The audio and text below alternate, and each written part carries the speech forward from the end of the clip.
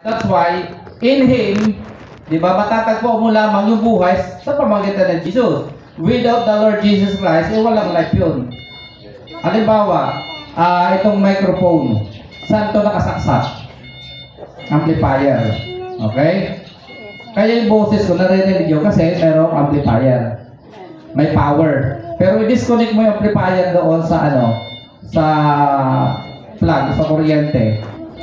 May power ba? Disconnected yun, walang power yun.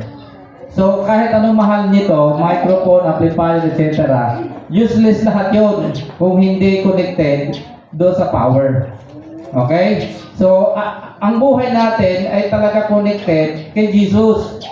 Without the Lord Jesus Christ, without the connection kay Jesus, yung existence mo ay walang kwenta. Yung buhay mo ay walang buhay kasi hindi ka nakadikit kay Jesus. Pwede nakadikit ka sa congressman, pwede nakadikit ka kay mayor, pwede nakadikit ka sa mga politician o sa mga artista, sa mga milyonaryo. Pero kung hindi ka naman nakadikit kay Jesus, wala ka pa rin buhay. Yes, may buhay ka, kaya hindi totoong buhay yun. That is the temporary life. But the real life,